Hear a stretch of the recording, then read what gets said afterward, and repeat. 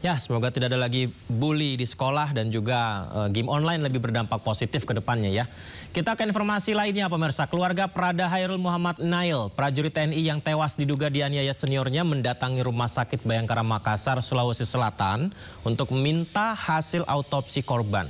Namun pemirsa, permintaan itu ditolak rumah sakit karena hasil autopsi korban sudah diserahkan kepada penyidik Pomdam 14 Hasanuddin.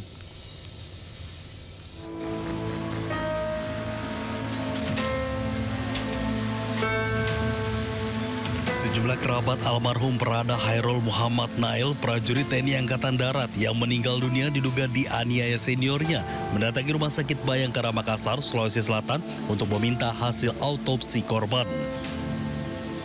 Namun, upaya mereka tidak membuahkan hasil karena pihak rumah sakit berdalih hasil autopsi hanya untuk kepentingan hukum serta tidak bisa dibuka untuk umum. Pihak rumah sakit juga menyebut bahwa hasil otopsi sudah diserahkan ke penyidik Pomdam 14 Hasanuddin. Bukan kami yang tidak mau memberikan penjelasan ya, tidak.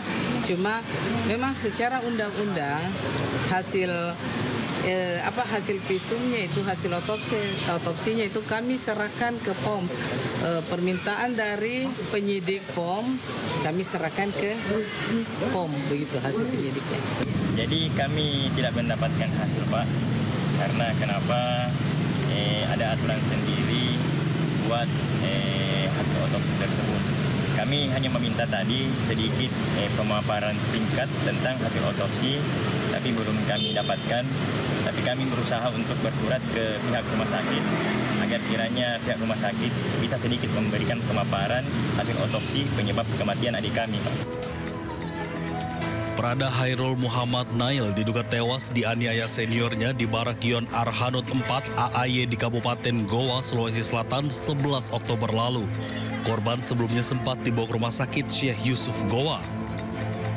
Dugaan penyiksaan terhadap Prada Hairul membuat Pomdam 14 Hasanuddin memeriksa 3 anggota TNI. Dari Makassar, Sulawesi Selatan, Fadli Fado, iNews melaporkan. Sidang lanjutan kasus kematian prajurit TNI AD Prada Lukinamo dengan terdakwa Komandan Kompi Letu Ahmad Faisal kembali digelar di Pengadilan Militer 315 Kupang. Di persidangan kali ini, hakim menghadirkan 2 saksi, yakni dokter dari Rumah Sakit Airamo Ngada.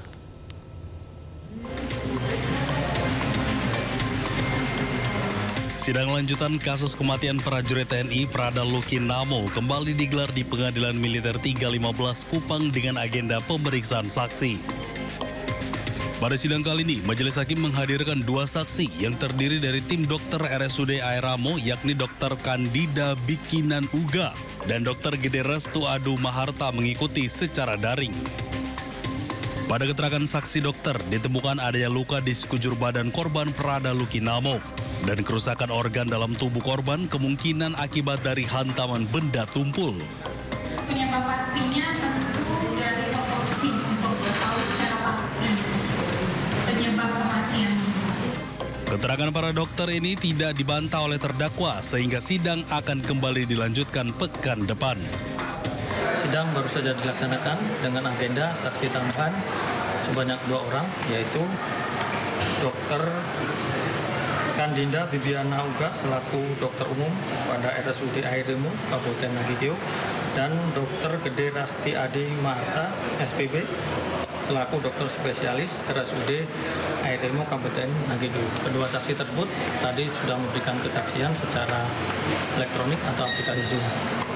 Sidang akan dilanjutkan pada hari Senin tanggal 17 November tahun 2025 dan Sidang akan kembali dilanjutkan pekan depan dengan saksi tambahan yang diajukan oleh auditor. Dari Kupang, Nusa Tenggara Timur, Eman Suni, iNews melaporkan. Ya, game yang tidak diawasi bisa menjadi masalah tersendiri. Tadi disampaikan Mendikdasmen ya. Tapi tidak hanya PUBG, pemerintah sebut sejumlah game online termasuk Roblox ternyata juga dianggap berbahaya bagi anak-anak karena dinilai mengandung konten kekerasan. Ini mungkin pengingat untuk kita orang tua kepada anak-anak kita yang kerap bermain game Roblox ya pemirsa. Karena sempat dilontarkan Menteri Pendidikan Dasar dan Menengah Abdul Mukti pada bulan Agustus lalu bahwa Roblox ada potensi berbahaya juga bagi anak-anak karena mengandung unsur kekerasan terutama usia dini. Dan alasannya karena anak belum memiliki tingkat intelektualitas untuk membedakan mana yang nyata, mana yang rekayasa, mana yang baik, mana yang buruk. Sehingga akibatnya anak cenderung meniru apa yang mereka lihat di game Roblox ini. Wah, kita harus benar-benar mengawasi pemirsa.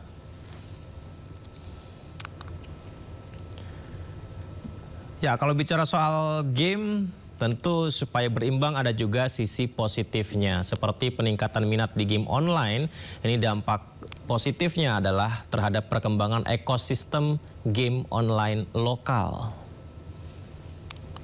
Jadi catatan pemerintah dengan adanya minat game online, ini juga mengakibatkan adanya peningkatan unduhan game lokal hingga 1.200%. Wow.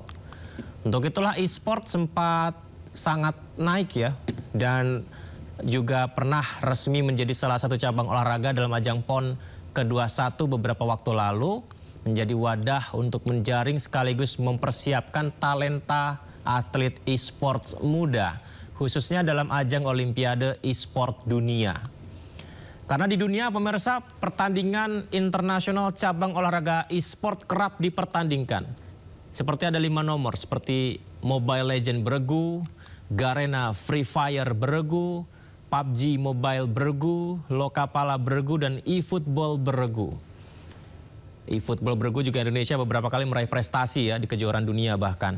Untuk memenangkan sebuah game tidak mudah, tidak hanya sekedar main game saja. Perlu ada persaingan ketat, penyusunan strategi yang benar, tepat, kerja sama tim yang baik untuk mendapatkan poin tertinggi.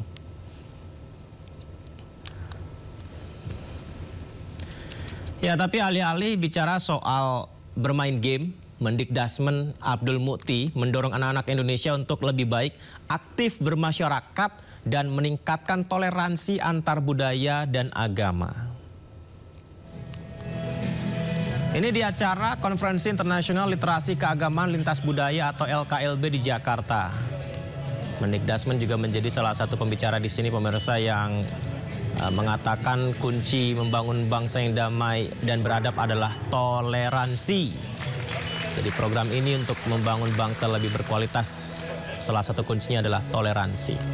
Kemendikdasmen juga sedang mengintegrasikan nilai-nilai toleransi dan empati melalui program 7 Kebiasaan Anak Indonesia Hebat pemirsa. Ini sebuah konferensi yang sangat penting yang juga menjadi bagian dari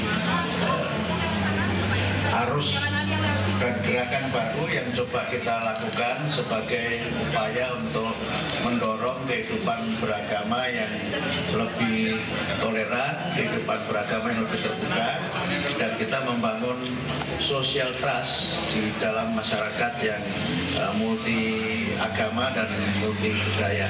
Kita berusaha untuk mendorong anak-anak kita untuk lebih aktif bermasyarakat, berinteraksi dengan sebaya yang berbeda latar belakang agama, berbeda latar belakang budaya, yang ini diharapkan dapat menumbuhkan jiwa yang terbuka, pemikiran yang terbuka, sehingga mereka akan lebih memiliki kedekatan yang bersifat personal, yang itu otentik karena mereka memiliki tingkat dan intensitas yang tinggi di dalam berinteraksi dengan yang lainnya.